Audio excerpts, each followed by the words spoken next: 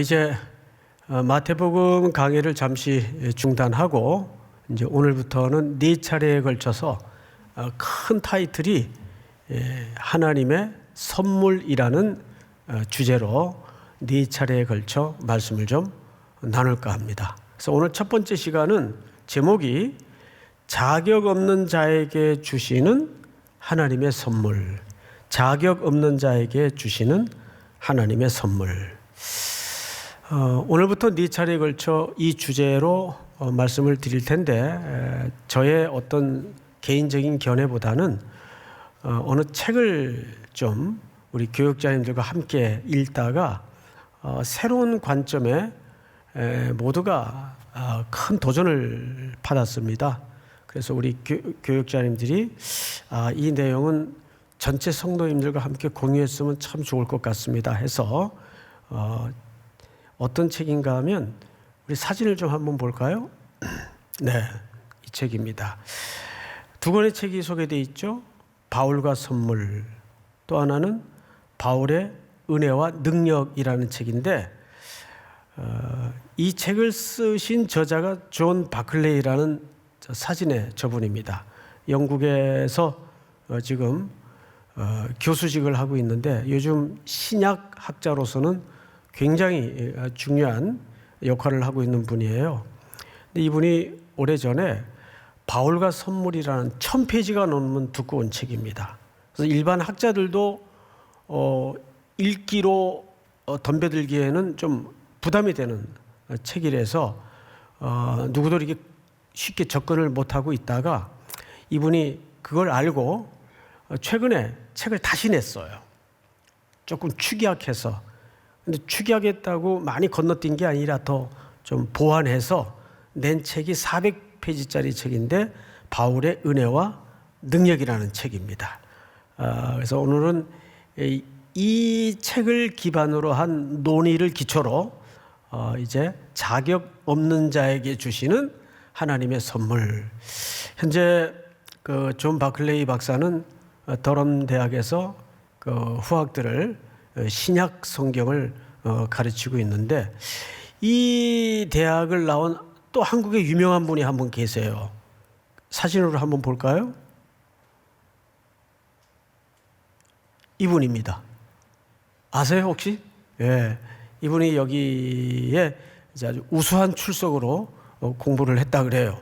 예, 학교를 이제 경제적인 형편인지 하여간 마지막까지 졸업은 못하신 걸로 알고 있는데 귀국하시고 나서 계속 근육만 키우는 것 같아요. 요즘 보니까 오후 시간에 졸지 말라고 잠깐 조크를 했습니다. 어쨌든 이 더럼 대학은 아주 좋은 학교죠.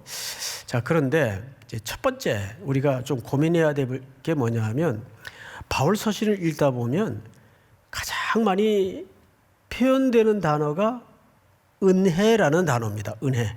이 은혜라는 말이 헬라 말로 카리스. 왜 우리 카리스마가 있다 그러죠? 이런 표현들이 다 카리스라는 은혜라는 단어에서 생성이 됐는데 그러고 보니까 이 카리스라는 말은 사실 선물이라는 의미예요. 선물. 그래서 은혜, 은사, 선물 다 같은 뜻입니다. 자, 여기에 우리가 이제 첫 번째 꼭지로 오늘 꼭지가 4개가 이어질 겁니다. 첫 번째 꼭지가 뭐냐 하면 띄워주실까요? 네. 고대 시대, 바울이 이 글을 쓸 무렵에 그 고대 시대에는 사람들이 선물에 대해서, 은혜에 대해서 어떤 사회적인 통념을 가지고 있었는가? 고대 시대의 은혜의 개념을 좀 우리가 배울 필요가 있습니다. 배운다는 말은 알 필요가 있다 그 말이에요. 그러니까 성경에서 처음으로 카리스라는 말을 쓴 게 아니에요. 그 단어를 채용하긴 했는데 그 개념을 뒤집었죠. 그러면 먼저 첫 번째 고대 시대의 카리스, 은혜라는 개념은 뭔가? 우선 상호성을 갖고 있습니다. 무슨 얘기냐면, 자, 제가 요 앞에 앉은 우리 자매님에게 선물을 줘요. 뭐 제가 마음대로 선물을 줄 수 있잖아요. 근데 선물을 줄 때는 고대 사람들은 이런 개념으로 줍니다. 내가 자매와 새로운 관계를 설정하고 싶다. 새로운 관계의 생성을 원할 때 선물을 줘요. 그럼 당연히 준 사람에게 뭐가 있을까요? 기대를 갖는단 말이에요. 선물에 상응하는 기대감을 가져요. 이게 고대 시대 사람들이 선물을 말할 때 자연스럽게 머릿속에 갖게 되는 당시 통념이었다는 얘기예요. 다시요. 내가 누군가에게 선물을 줄 때는 뭘 기대한다? 새로운 관계를 기대한다. 그리고 그 지속되는 관계를 통해서 어떤 상응하는 대가를 원한다 그 말이에요. 보응을 원한다 그 말이에요. 이게 선물의 의미예요. 그냥 나만 혼자 즐거우라고 주는 것이 선물이 아닙니다. 또 하나, 두 번째로 중요한 게 뭐냐 하면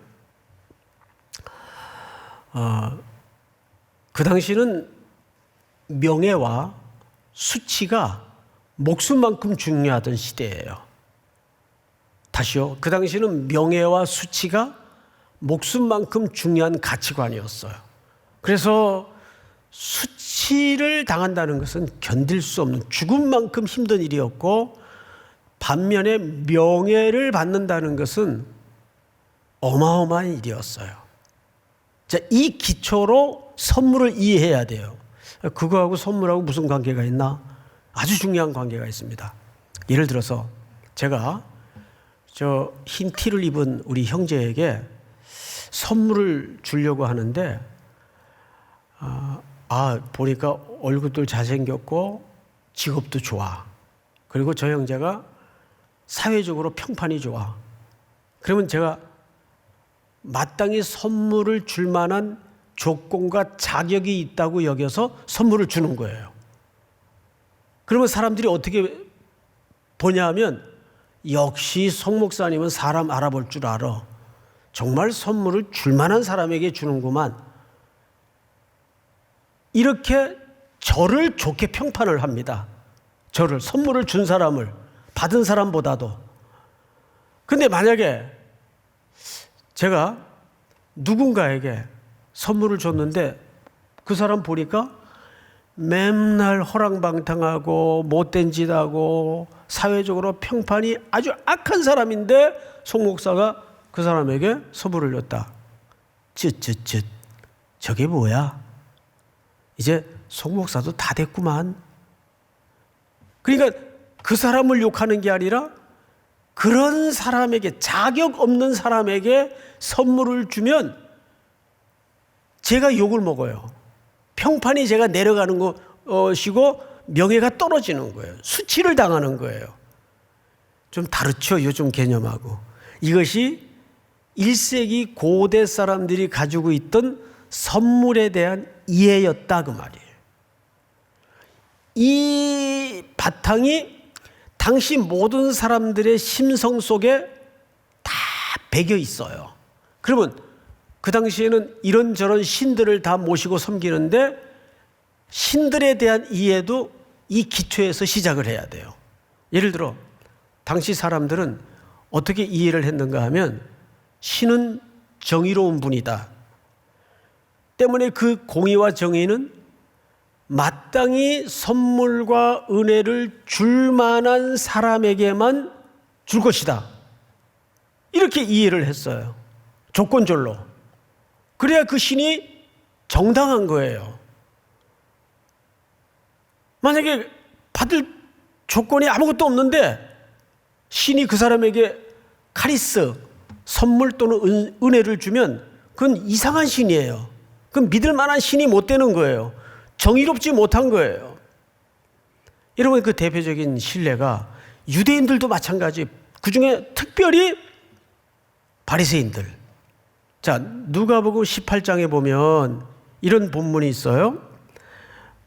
바리새인은 서서 따로 기도하여 이르되 하나님이여 나는 다른 사람들 곧 토색, 불의, 간음을 하는 자들과 같지 아니하고 이 세리와도 같지 아니함을 감사하나이다. 자, 우리 여기 앉아 계신 분들과 모니터로 예배하는 분들 한번 17절을 12절을 같이 읽겠습니다. 시작. 나는 일에 2번씩 금식하고 또 소득의 11조를 드리나이다 하고. 아멘.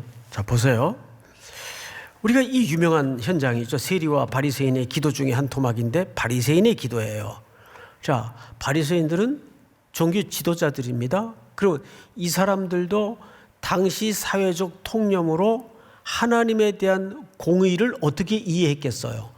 마땅히 받을 만한 자격이 있는 자에게 하나님이 복을 주시고 은혜를 주실 거다.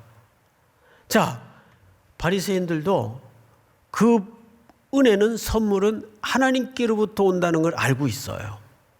두 번째, 그래서 우리도 바리새인도 은혜가 필요하다는 존재라는 걸 알고 있어요.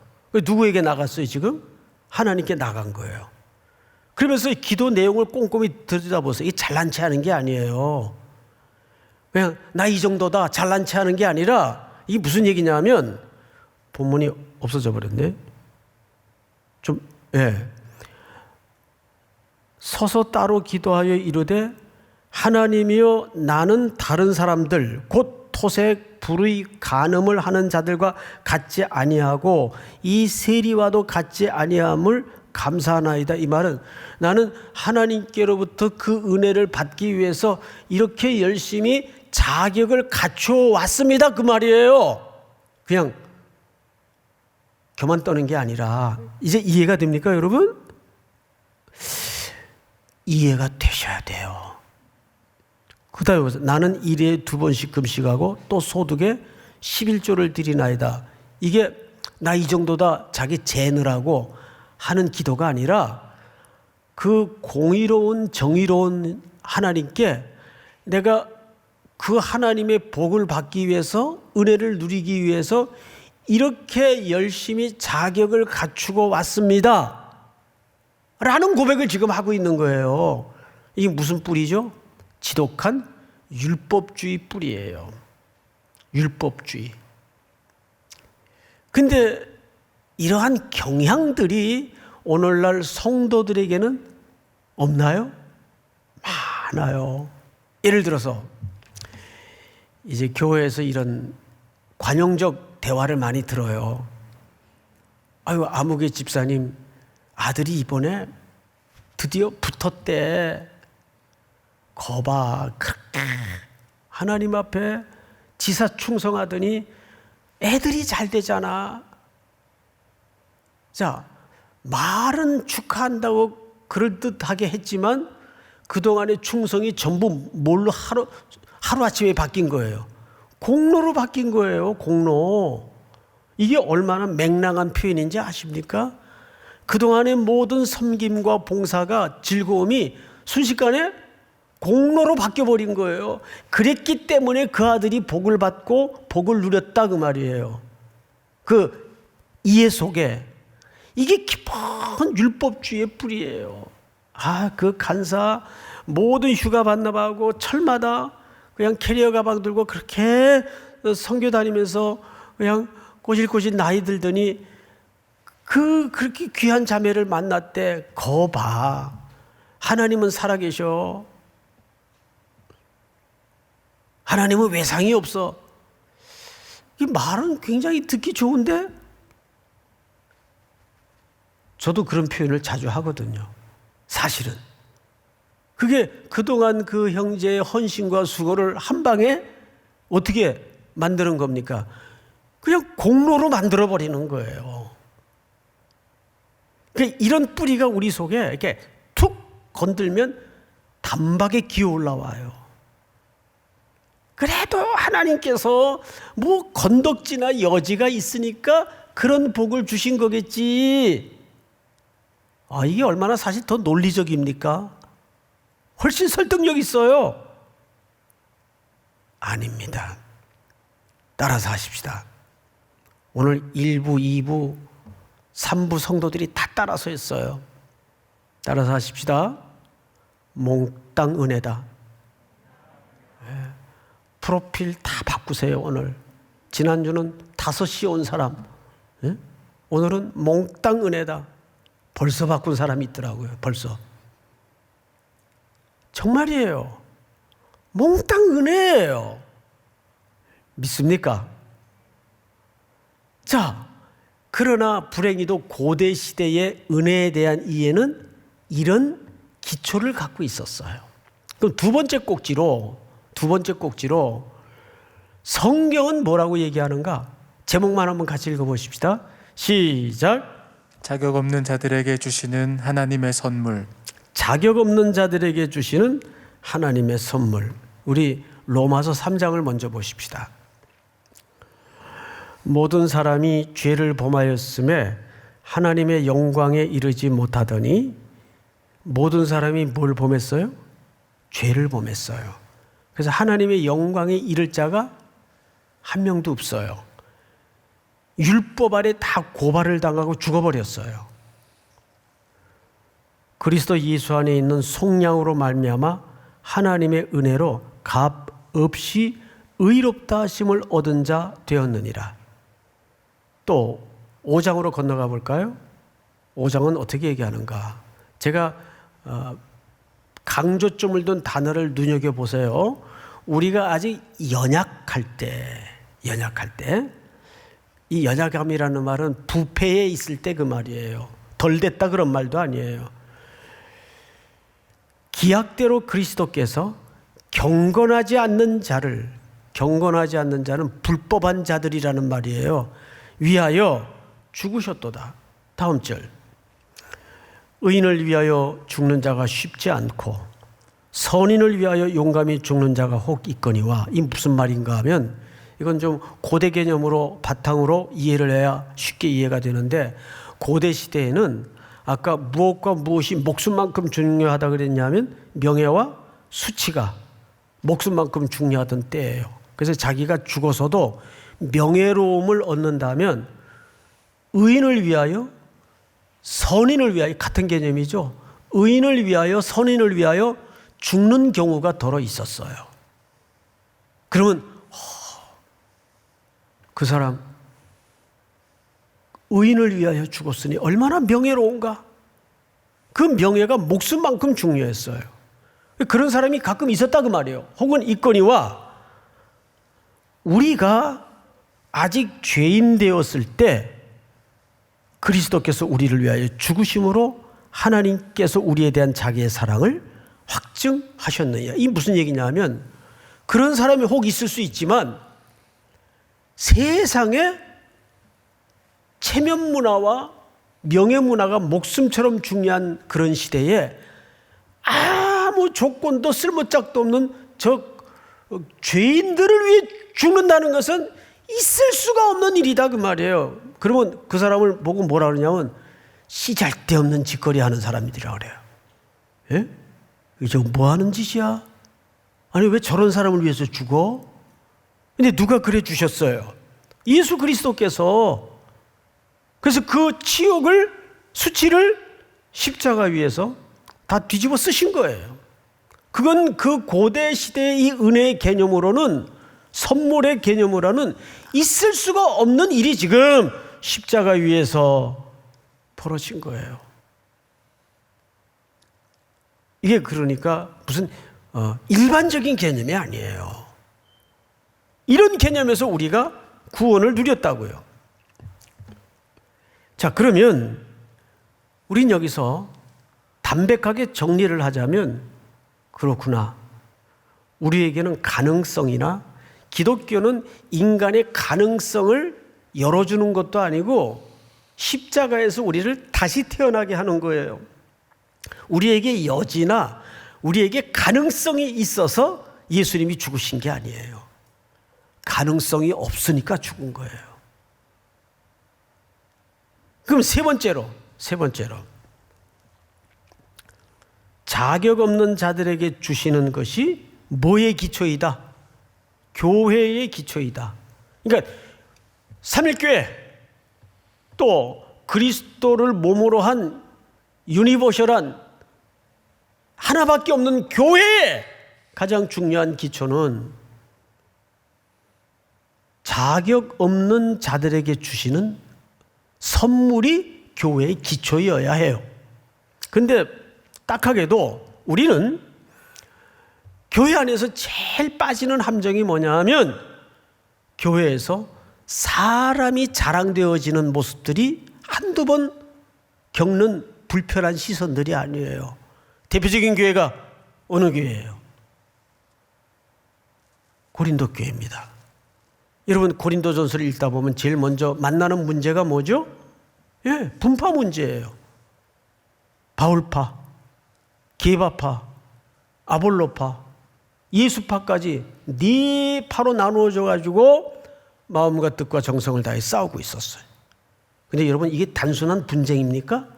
이건 분쟁이 아니에요. 더 깊은 죄의 뿌리가 이 속에 있는데 그게 사실은 자기 자랑이에요. 왜? 그 당시에는 바울과 후원하는 성도들이 연결되어 있었어요. 베드로와 후원하는 성도들이 연결되어 있었어요. 그래서 누가 누구에게 선물을 주고 시혜를 베푸느냐에 따라서 누구한테 후원해, 누구한테 은혜를 베풀어? 바울인데? 역시. 그러면 바울 정도의 명성을 가진 선교사를 도와주면 그게 자기 실력이에요. 자기 평판이 되는 거예요. 누구한테 후원해? 나는 베드로 사도한테 후원하는데? 그러면 사도 중에 우두머리 역시. 그럼 그 평판이 누구에게 평판이 돌아오는 거죠? 자기에게 돌아오는 거예요. 그래서 누구 파냐에 따라서 열심히 고린도 교회 안에서 전쟁을 벌이고 있었어요. 결국 이것이 파벌 싸움입니까? 자기 자랑질입니까? 이게 자기 자랑질이에요. 나 이 정도다. 내가 누구 키웠는지 알아? 가끔 이런 얘기하죠. 그래서 제가 요즘에 여기저기서 다 송택은 제자라고 와요. 나는 얼굴 본 적도 없는데. 그래서 제자라 그러지 마. 그냥 동역자, 그걸로 우리 족한 거다. 뭔 제자냐? 예수님 외에는 제자라고 부를 만한 사람이 안 계셔. 동역자. 그것도 황송한 거야. 요즘은 그래요. 이게 차지 사람 자랑 질이 될까봐. 그렇지 않아요, 여러분?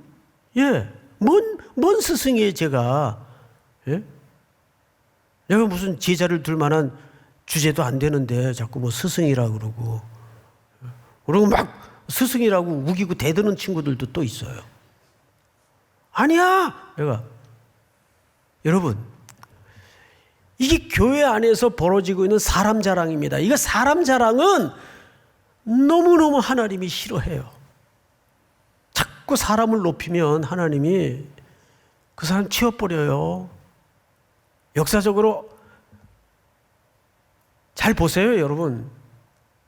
사람이 높아지면 그 사람 치워버려요. 또 하나, 교회 안에 파고드는 세속주의 표현이 뭐냐 하면, 우리 목회자들도 좀 조심해야 되는데, 심화하는 교회 성도들이 몇 명이나 모입니까? 동네 교회라 그냥 한 20명밖에 안 모입니다. 한심하죠. 그게 한심한 거예요? 그렇게 말하는 본인도 문제예요. 몇 명 모입니까? 10,000명 모입니다. 역시 큰 인물들은 틀리네요. 웃기고 있죠. 뭐가 틀려요? 다 똑같은데. 그런 걸로 그 목회자의 실력이 되면 되겠어요? 또 성도들도 그래요. 우리 교회는 의사가 50명이 넘어. 어쨌다고. 우리 교회는 국회의원이 10명이 넘어. 왜 그게 교회의 실력이어야 돼요? 왜 그것이 교회를 평가하는 잣대여야 합니까? 이게 교회가 어느새 세속의 가치를 끌고 들어와서 세큘러해진, 세속화된 아주 병든 모습이에요. 이런 표현들 여러분 조심해 하셔야 됩니다. 교회는 십자가만 자랑되어지는 교회가 돼야 되겠죠. 예? 어디 가서 뭐 규모 자랑하고 크기 자랑하지 마세요. 뭐 누가 나온다 이런 자랑하지 마세요. 저는 어디 가든지 우리 교회는 노숙인들이 참 많습니다 그래요. 노숙인들이. 그 오갈 데 없는 분들이 우리의 친구가 되어준 게 얼마나 고마운 일이에요. 얼마나 감사한 일이에요. 그게 우리 자랑이고 면류관이 돼야 되지 않겠어요? 뭐 세상에 명성 가진 분들이 많이 나온다고 그게 우리의 무슨 자랑이 됩니까? 교회의 실력이 됩니까? 이것이 어느새 우리도 모르는 사이에 들어온 세속의 가치입니다. 여러분 지난주 설교처럼 우리는 몇 시에 온 사람이에요? 이게 지금 5시 예배 아니에요? 5시. 5시에 온 사람들이에요. 가장 은혜로운 분들. 5시 될 때까지 해질 무렵인데 불러주는 사람이 없어서 장터에 서 있던 사람들 아니에요. 앞으로 5시에 들어오세요. 5시에. 나 이 5시 예배가 너무 좋아. 뒤에 예배 시간도 없어가지고 뭐 2시간을 설교해도 누가 나가라 그러기를 해. 너무 좋아요. 근데 또 5시에 이렇게 해질 무렵 찾아온 성도님들이 또 은혜를 제일 많이 받아요 보면은. 5시에 온 사람들이 누굽니까? 그때까지 불러주는 사람이 없어서 장터에 그냥 서 있던 사람들이에요. 이제 6시면 문 닫히는데 주인이 나가서 데리고 들어오잖아요. 품삯을 아침 6시부터 온 사람하고 약속한 대로 똑같이 줘요. 그러니까 기대에 가득 찼던 6시에 온 사람이, 새벽에 온 사람이 한 데나리온을 똑같이 받고서는 열받아가지고 주인한테 대들죠. 당신이 왜 이런 식으로 일을 합니까? 뭐 내가 잘못됐냐? 내 것 가지고 내 뜻대로 하는데? 2가지를 잊었죠. 주인은 약속한 대로 줬어요. 또 하나는 이 주인의 부름이 없었다면 자기도 여전히 장터에서 지금 놀고 있었을 사람이에요. 우리는 늘 그 6시에 온 사람처럼 공로와 율법주의에 빠져 있다고요. 내가 이 정도 대우받아서는 안 되는 사람 아닙니까? 그런 거예요. 크게 착각을 하는 거죠. 너도 불러줬으니까 들어왔지. 너도 장터에 놀고 있었지 않았니? 그리고 내가 너하고 약속한 대로 주는데 왜 시비냐? 그걸 잊어버리는 거예요, 인간은. 자, 마지막으로 4번째 결론 겸, 자, 같이 한번 읽어보십시다. 시작. 복음에 기초한 자존감을 회복하라. 복음에 기초한 자존감을 회복하라. 이게 무슨 얘기냐 하면, 알았어. 그러니까 우린 자격이 없는 사람이라 이거지. 인정해. 우린 자격이 없어. 그러면 맨날 고개 숙이고 살고 그냥 자격 없는 나처럼 어깨 축 늘어뜨리고 살라 그 말이에요. 극단적으로 표현을 해서 운동할 때도 볼이 오는데 자기 앞에 오는데 난 자격이 없어 너 차 그냥 뭐 그러고 살라 그 말이에요. 그 얘기 아니거든요. 그래서 오늘 우리는 이 문제를 결론 겸 해결하고 지나가야 돼요. 자, 요즘 이 팬데믹 상황을 겪으면서 더 절실해진 게 사회불안이에요. 그 한복판에 4차 산업혁명이 들어오면서 요즘 뭐 메타버스가 아주 화두더라고요. 그 한복판에 인공지능이 대세예요. 지금 우리 생활 한복판에도 깊숙이 들어와 있어요. 2016년도 이세돌 씨와 알파고의 그 바둑 대결은 세기사적인 대결입니다. 그때 이세돌 씨가 몇 번 이겼어요. 딱 한 번 이겼어요. 그것도 완전히 변칙으로. 도저히 이 인공지능이 예측 계산이 안 되는 변칙적인 방법으로 딱 한 번 이기고는 다 졌어요. 질 수밖에 없어요. 지금은 못 이겨요. 절대 못 이겨요. 수억 개의 가상 예상도를 다 컴퓨터에 입력을 해서 인간이 도저히 예측할 수 없는 지점까지 예측을 해서 게임을 하는데 그걸 어떻게 이겨요? 못 이깁니다. 그런데 이렇게 AI 인공지능이 지금 자율 운행이 이제는 현실화되어 있어요. 미국 같은 경우에는. 그래서 프리웨이 같은 때 24시간 걸리는 그 화물 운송 트럭 버스가 자율 운행으로 기계에 딱 입력을 하면 컴퓨터 조작을 해서 12시간 안전하게, 이게 현실적으로 지금은 가능해졌어요. 게다가 웬만한 수리 영역의 직군들은 앞으로 다 통폐합되거나 변형되거나 축소되거나 사라집니다. 특별히 직격탄을 맞을 직군들이 회계 쪽의 업무입니다. 그것뿐만이 아니에요. 그러다 보니까 점점 청년 세대는 불안해질 수밖에 없어요. 야, 이러다가 나는 어떻게 살아야 되는 건가? 지금 뭐 준비를 하고 있는데도 이게 과연 몇 년까지 이런 직군들이 존재해 남아있을까? 걱정이 되는 거죠. 여러분, 제가 몇 년 전에 보여드렸던 휴먼즈라는 드라마 기억나십니까? 영국 드라마인데 맞벌이 부부인데 남편은 그래도 안정적인 직군이라 퇴근 시간이 일정해요. 근데 여자는 맨날 출장을 다녀야 돼요. 여자가 직장에서 버텨내려면 그거 남자들하고 똑같이 감당해야 되거든요. 얼마나 힘들어요. 그러니까 남자가 집에 들어와 보면 음식 준비는커녕 집안은 완전히 쑥대밭이 돼 있고 음식 먹다 남은 거, 청소 아무것도 안 돼 있는 거예요. 빨래. 그러니까 이제 왕짜증이 나는 거죠. 한날은 퇴근해서 보니까 여전히 상황이 똑같아요. 엄마 어디 갔니? 또 출장 갔어요. 언제 오신대? 주말에 나온대요. 털썩 소파에 주저앉다가 막내 손을 대고 딱 잡고 아빠랑 쇼핑 가자. 차를 타고 나가요. 큰 쇼핑몰을 도착해가지고 인조 로봇 파는 데를 매장을 찾아갑니다. 근데 인조 로봇인데 얼마나 정교하게 스킨을 입혔는지 거의 사람 같아요. 그럼 그걸 사다가 금발의 로봇을 사다가 탁 부팅을 해가지고 작동을 하니까 그 순간부터 모닝커피, 아침 식사 준비, 청소, 피곤하다, 허리 아프다 일절 잔소리 안 하고 그냥 입에 혀처럼 쫙 처리를 합니다. 그것도 강력하게 신속하게 기계니까. 근데 인간은 시키다 보면 걸 잊어먹는 거예요. 집안이 하루아침에 달라졌어요.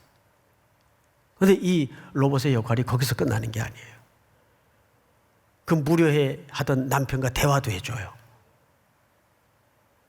메모리 칩이 다 입력이 돼 있으니까. 그리고 아이들이 잠들 때에는 잠든 방에 들어가서 잠들 때까지 늘 엄마가 하던 대로 영어 동화책을 읽어줘요.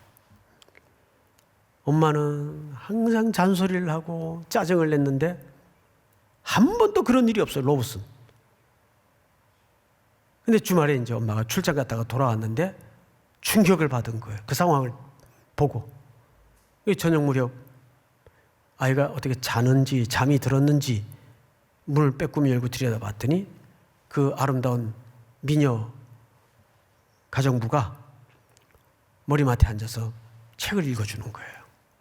너무 충격을 받아가지고 비키라고 밖에 나가 있으라고 내가 하겠다고. 그랬더니 고분하게 말을 듣고 나가요. 그래서 엄마가 아이에게 엄마가 읽어줄게. 이제 샘도 나고 속도 상해서. 근데 아이 입에서 충격적인 얘기가 나오죠. 엄마, 나는 이제 로봇이 훨씬 더 좋아. 잔소리도 안 하거든. 여기서 쇼크를 먹어요. 자, 간단한 드라마의 한 토막의 내용이지만 AI 지능이 딥러닝을 통해서, 딥러닝이라는 말은 자체 진화, 무한대의 진화를 하거든요. 기계가. 인간에게는 어떤 영향력이 올까요? 인간 소외가 벌어져요. 그리고 뭐가 벌어집니까? 불안이 찾아와요. 그러니까 요즘 젊은 세대들이 어디에 빠지죠?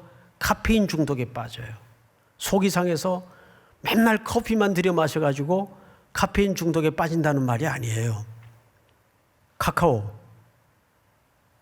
페이스북, 인스타, 여기에다가 그 불안함을 꾸며서 이상적인 글, 멋진 자기의 모습을 다 올려놔요. 완전히 또 기계로, 컴퓨터로 보정까지 해가지고 막 멋지게 사진을 만들어서 올려놔요. 얼굴도 갸름하게 만들고 키도 크게 늘려가지고 멋진 이상적인 꿈꾸는 모습을 올려놔요. 그 나중에는 자기가 자기인지 거기에 모습이 자기인지 헷갈리죠. 웃기게 된 거죠. 왜 이런 일들이, 이 카페인 중독이 왜 일어날까요? 불안해서 그런 거거든요. 사실은 점점 인간은 불안해지고 소외돼요. 그 여기에 가장 큰 문제가 뭐냐면 기독교 가치관으로 인간이 정말 어떤 존재인가에 대한 본질적인 것을 가르치지 못했다는 거예요. 기독교인들마저도 세상에 세파에 떠밀려서 인간을 자원화하기 시작했어요. 여러분, 1997년도 IMF가 딱 터지고 나니까 한국 사회에 큰 쇼크가 왔어요. 경제 주권을 IMF에 넘겨주었던 때입니다. 완전히 식민지 국가가 됐었죠. 경제적으로. 은행이 무너지고 은행이 통폐합되고, 그리고 이제 천신만고 그때 백성들의 노력으로 2001년도 IMF를 졸업하면서 문교부였던 문교부 이름을 뭘로 바꿨죠? 교육인적자원부로 바꿨어요. 2001년도서부터. 거기 인적자원이라는 게 뭐예요? 휴먼 리소스. 인간을 자원으로 그때부터 새로 정의를 한 겁니다. 오늘날 갑자기 우리는 자원이 된 거예요. 자원. 경제적인 수단이 되고 생산 수단밖에는 여기지지 않는 거죠. 인적 자원부가 된 거예요. 무려 2텀의 기간을. 그 산하의 모든 학교들이 어떤 교육을 받았겠어요? 고등학교 어떤 교육을 받았겠어요? 완전 입시학원 아니에요. 나머지는 그냥 따라오든 말든 다 사장되는 거예요. 그 고등학교는 소위 공교육이라는 교육기관이 애들 대학에 꾸역꾸역 밀어 들여보내는 사교육기관밖에 안 된 거예요. 사교육기관도 못 됐죠. 사교육을 어떻게 따라가나요? 전부 선지학습을 해가 와가지고 수업 시간 자고 학원 가서 눈 말똥말똥 1시까지 뜨고 있고, 그럼 그 아이들이 자기의 존엄감, 자존감에 대해서 무슨 배움이 있었겠어요? 그럼 대학들이 가면 다 됐나요? 대학들이 가면 취업 학원이 돼요. 스펙 쌓고 친구의 행복은 나의 곧 불행이 되니까 시험 될 때도 서로 노트를 보여주지 않고 팍팍하고 치열한 그냥 경쟁을 그때부터 배우는 겁니다. 그리고 안전빵으로 또 공무원 시험에 전부 몰입을 하게 돼요. 그게 중요하지 않다는 말은 절대 아니에요. 왜 이런 현상이 일어날까요? 이것은 교회가 이렇게 많은데 기독교 가치관의 부재 때문입니다. 사람이 어느새 자원이 됐어요. 자원이. 그러니까 경제성과 생산성을 기준으로 점수를 매기고 차별을 해서 등급을 매겨요. 인간 각자의 존엄함에 대해서는 절대 학교는 말하지 않습니다. 너는 존귀한 존재야. 그런 말 학교에서 들어보셨나요? 가끔 어쩌다 정신 나간 선생님이 우직하게 가르치는 경우는 있어도, 그럼 우리는 어떻게 해야 될까요? 여러분, 그 답은 그리스도에게서 찾을 수밖에 없어요. 왜 그래야 될까요? 하나님이 우리에게 그리스도라는 뭘 주셨죠? 선물을 주셨어요. 그러면 하나님이 적어도 그만한 엄청난 가치 선물을 우리에게 주셨다면 하나님이 우리와 새로운 관계를 원하고 있는 거예요. 그리고 고대 선물의 개념대로라면 그 관계 속에서 우리에게 어떤 기대가 있는 거라고요. 보통 값을 지불한 만큼 획득되어진 존재가 그만한 가치가 있는 거 아니에요. 그래서 우리는 하나님의 아들이 되고 딸이 됐다면 우리는 얼마짜리입니까? 얼마짜리예요? 예수짜리. 우리의 인간의 존엄한 가치는 그래서 십자가에서부터 출발이 돼야 돼요. 믿습니까? 비록 5시에 온 존재지만 하나님은 우리를 그리스도짜리로 바꾸셔서 그런즉 누구든지 그리스도 안에 있으면 새로운 피조물이라. 이전 것은 지나갔으니 보라 새 것이 되었도다. 하나님의 형상의 복원을 통해서 우리는 새롭게 된 존재입니다. 어떤 세상에 비교해도 흔들리지 말고 무너질 이유가 없어요. 우리 얼마짜리예요? 그리스도짜리예요. 사랑하는 형제자매 여러분, 성도 여러분, 이제 우리는 남은 석 주에 걸쳐서 그 사는 방법을 배울 거예요. 또 한 주도 그렇게 새로운 피조물로 세상의 모든 바람에 흔들리지 말고 십자가에 견고히 뿌리를 내리고 서서 그리스도만 높이고 하나님이 형상대로 복원된 존엄한 가치로 살아낼 수 있는 복된 은혜를 경험할 수 있기를 주의 이름으로 축원하고 축복합니다. 다 일어나십시다.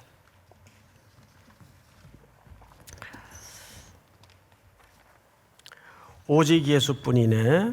우리 찬양하십시다.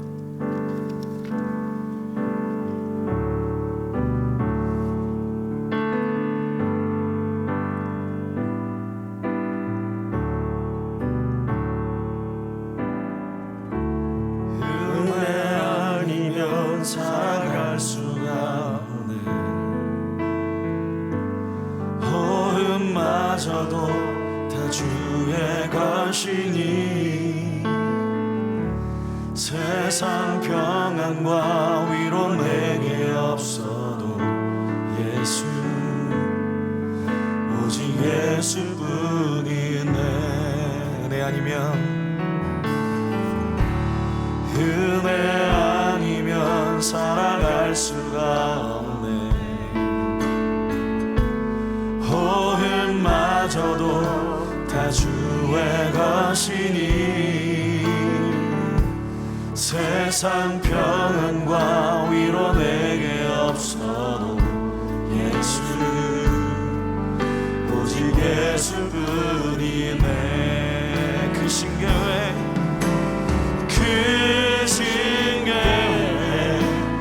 볼 수도 없고 작은 것 안에 지쳐도 주께 묻기 나의 모든 삶 버티고 견디게 하시네. 그 신경에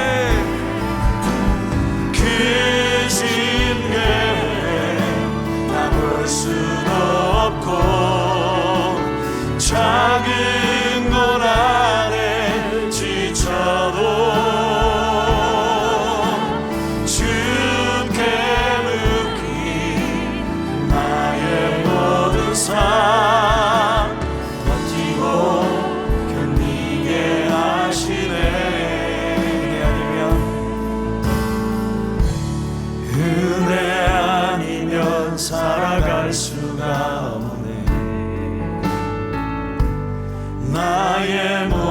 것 다 주께 맡기니 참된 평안과 위로 내게 주신 예수 오직 예수뿐이네. 하나님 아버지, 오늘도 종일토록 이곳에 함께한 모든 성도들의 마음을 붙잡아 주셔서 우리의 존엄한 존재로서의 새로운 출발은 십자가임을 끝까지 붙들 수 있도록 함께해 주시옵소서.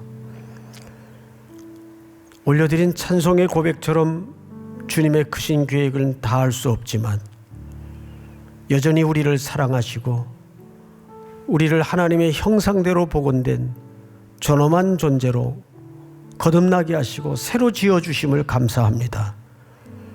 우리의 존재의 근거는 십자가에서부터 출발하는 은혜를 살게 하여 주시옵소서. 이 시간도 중동에서 들려오는 가슴 아픈 소식에 밤잠을 이루지 못하는 수많은 선교사님들 기억해 주시고 참혹하고 끔찍한 일들을 멈추어 주시옵소서. 기독교인들이 까닭없이 학살을 당하고 무고한 백성들이 학정 아래 피난길에 들어섭니다. 난민이 되어 조국을 떠납니다. 어찌하면 좋겠습니까? 주님, 또 한 주를 출발하는 순례자로 떠나는 모든 성도들의 걸음을 기억하시고 특별히 인간 소외와 불안함으로 살아가는 모든 청년들의 걸음을 단단히 붙잡아 주셔서 세상 바람이 아무리 세차게 그들을 흔들지라도 십자가에로 시선이 모아지는 꿋꿋한 견고한 결단이 있도록 이끌어 주시옵소서. 한 주도 모든 성도들의 일상에 동행해 주시고 환우들을 특별히 돌아보셔서 피 묻은 손으로 회복시켜 주시며 치료하시고 우리의 심령 속에 몽땅 은혜임을 잊지 않고 한 주를 승리할 수 있도록 함께하여 주시옵소서.